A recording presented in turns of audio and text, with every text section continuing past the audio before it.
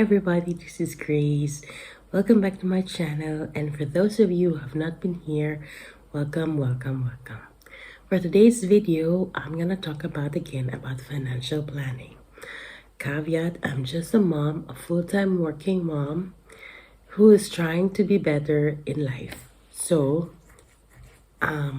this is just a product of my research, a lot of failures, trial and error, and a lot of tweaking in my tools that I'm using. So in my last video, which I'm gonna link, so if you happen to not, if you were not able to see that video, it was about the monthly financial planning on a monthly basis. And I was talking about towards the end about planning your year financially. So since we are now ending the year, it's now almost end of November, and it is a really a good time to plan your whole year 2023 financially. So what am I talking about? I'm just talking about all the things that you would know that you would spend in the year. For example, you would always spend Christmas gifts, you would always spend birthday gifts, and if you, for your immediate family, you always host those birthday celebrations. You always wanted to have a vacation, for example, you wanted to factor in savings, your target savings for the whole year.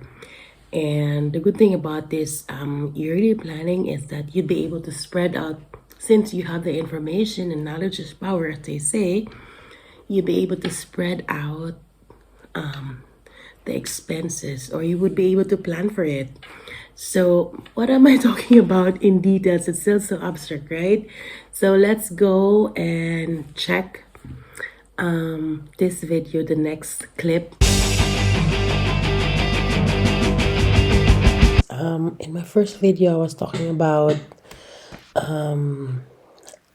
planning the whole year financially. So this is what it's all about now, this video. So basically, since we are now in November and we are ending 2023, it's a very good time to plan your 2023 financially.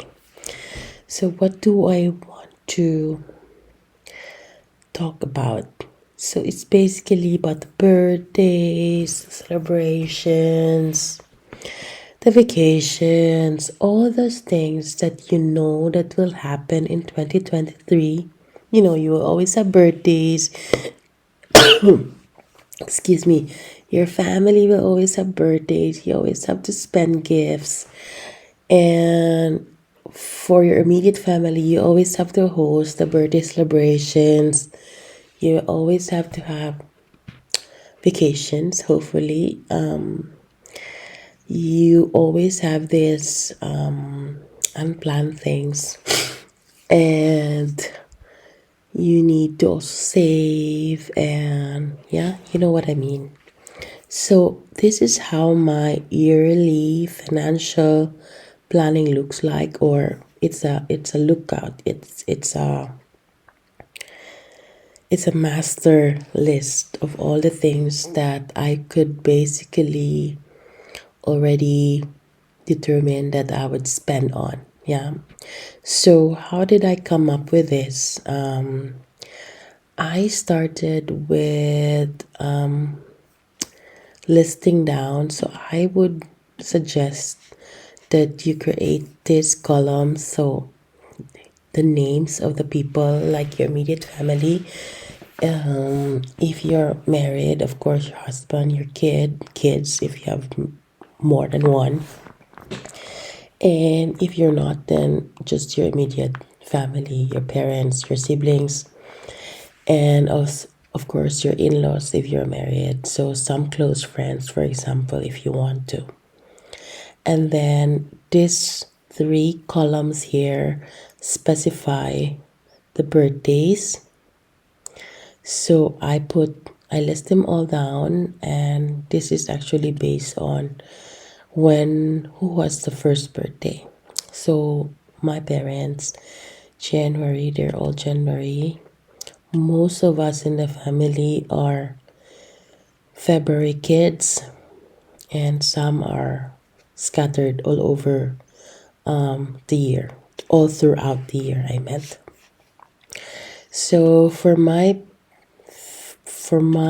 parents, since they're in the Philippines, this is quite big if it's converted to peso, so Philippine peso.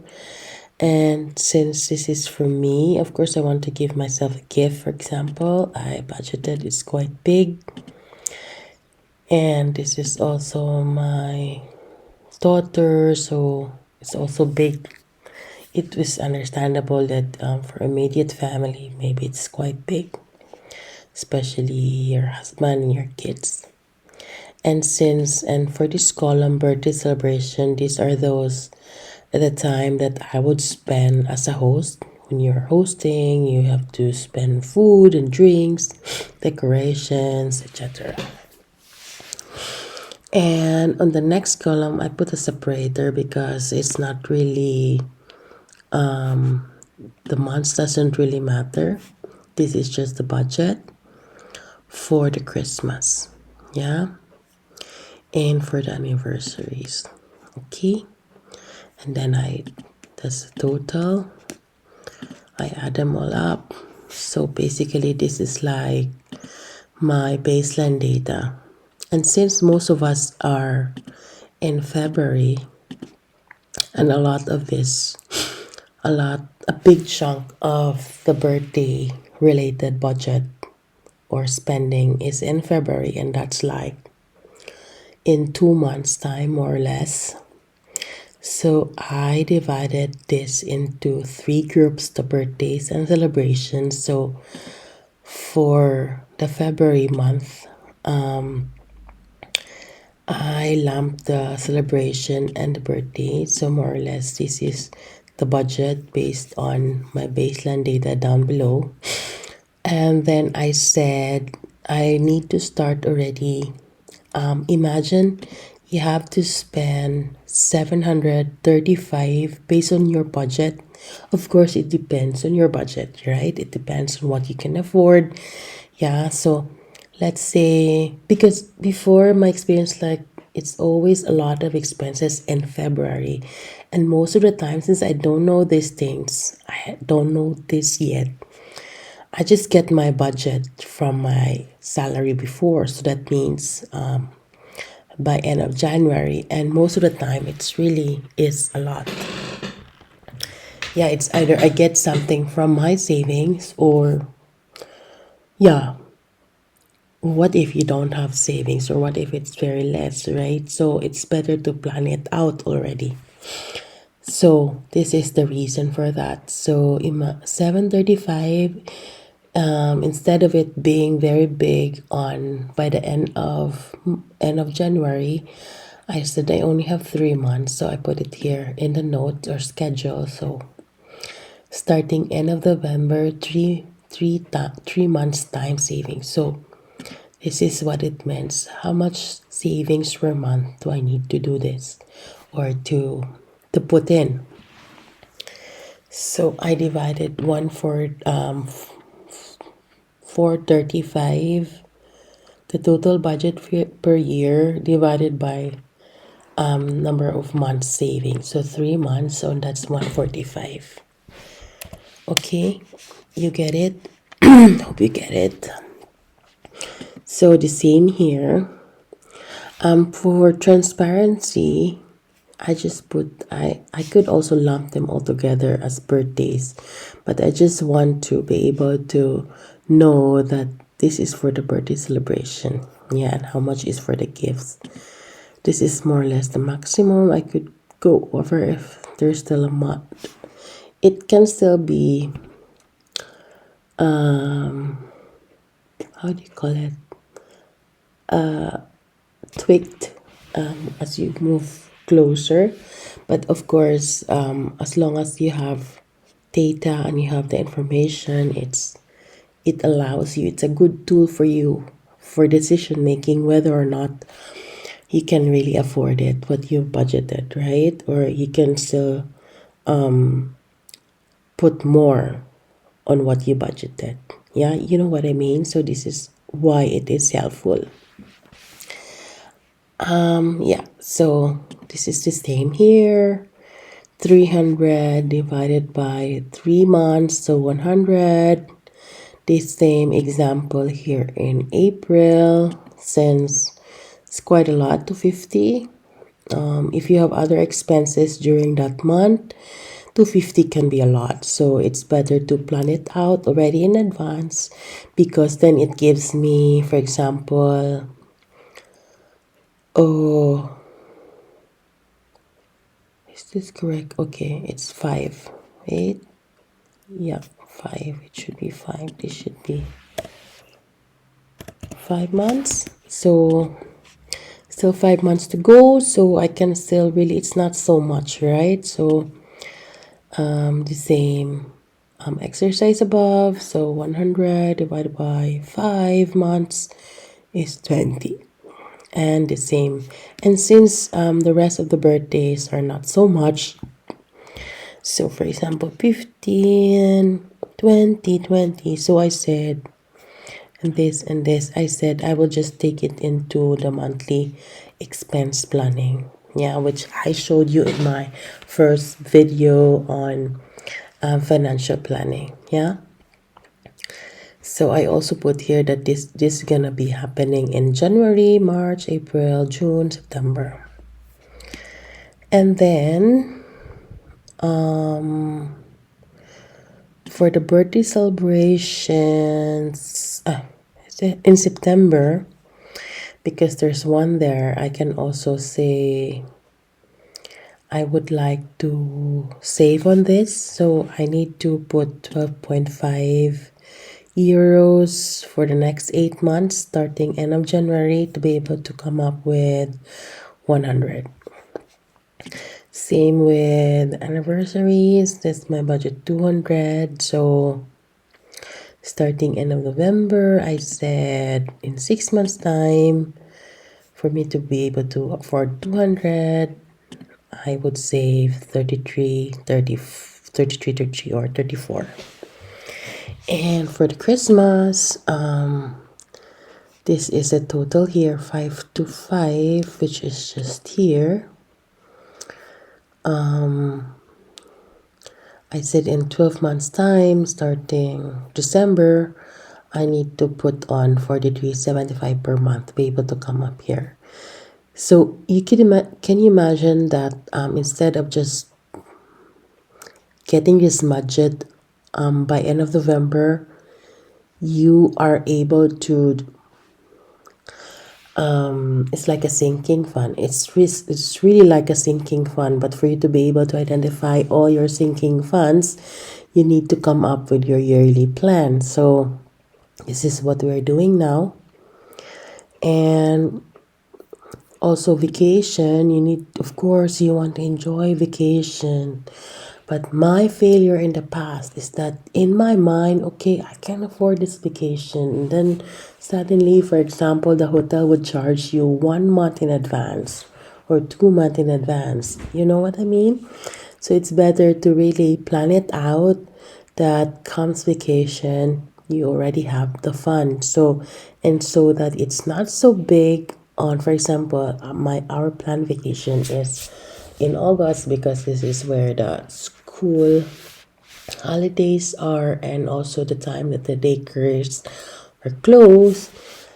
And this is really where we will mostly have our vacation. At least I have this amount that I budgeted for vacation, and I said that I will source this via monthly savings in 7 months time. So it means January to July, I should put 215, let's round that off, or 214 in 7 months, so I could get. And I also, based on my experiences, trial and error, failure, especially this year, I really want to have a petty cash fund that's just here for emergency purposes, like something broke and I need to pay 150 euros or something like that. But this has to be refunded if it will be used, it has to be intact all the time, 500. And this, I will fund this with my Christmas bonus. Yeah. So you already can plan out, okay, for these expenses, I know I would spend this in, let's say, March or in July. You would decide, you would sit down and reflect, where will I get this fund? Should I save for it? Should I just get it from one of my bonuses? Something like that. You can do it also as a family, I think. It can be a workshop for your family. Yeah, so this is my target savings for the year. I said I will get this from savings 400, and maybe I put in, this could be more if I have some, if I get more bonuses. You know what I mean. And I also, since I like nice things and luxury things, makeups and bags and all that, so it's just an additional fun later on if I want to enjoy myself with some no guilt spending I want to do, you know. So this, I said, okay, I would say 50 per month, so I can have 600, let's say, at the end of the month or at the end of the year during holiday season, shopping time. Then I get this additional budget for that. Investment, I wanted to be able to have some investment in the future. However, I based also on my realizations, learnings, failures, yeah, and research, that your first financial goal should be to get out of debt. I mean, I think not really zero, but not in the kind of debt that is very negative, in a negative context wherein you're drowning and you cannot manage it, right? So I've been there in the past, and thankfully, with a lot of determination and really, it's a lot of combination of things. And yeah, fortunately, I was able to come out from that dark era. That you're not able to manage your finances and all that. So yeah, so that's not anymore my goal. My goal right now is to build up again my savings. Since this year I had some unforeseen events which leads to depleting or making my savings very less, so I want to build on that. And they said also that you should be able to save 6 months of your net income, and it's also one of my goals at the moment. And also I'm gonna change a new job, so it's also my goal to really save. I have my luxury wishes, and yeah, but it's not yet time. I need to first ace my probationary period, and then the same time save, and then later on, maybe I can spend on some Target, really very nice Target luxury items. So for now, this is zero. So I hope, I think that's it. I hope you are able to see what I mean. I mean, feel free to be inspired. But what I came up here, yeah, it's still a work in progress. I always, as I go along, I always adjust. But more or less, I was able to write it down and plan it out. So yeah, Feel free to tell me how I can improve more, or if you have questions, feel free to ask me. I'm just a mom and a full time working mom trying to be better, especially on the financial aspect of my life. And thank you for watching.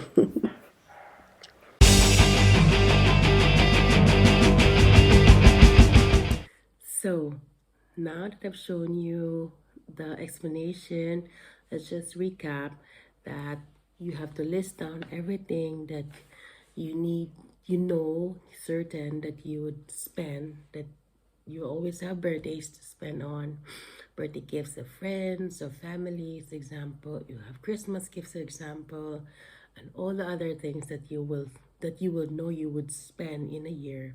You'll write it down and plan it out and spread it, schedule it, and even break it down into how many months until you need that money, to be able to. The idea is that it's not so heavy on that particular month. For example, if you only spend, for example, 700, that's your budget for for all the Christmas gifts that you would do in December.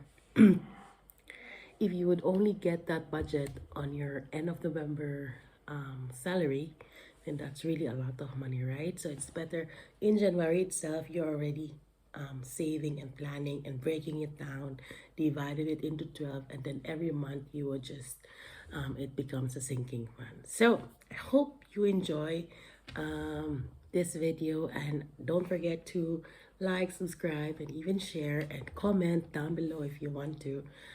It can be constructive criticisms, or whatever you like, whatever your heart's desire. And I wish you all the best and stay safe, and see you in my next video. Bye bye.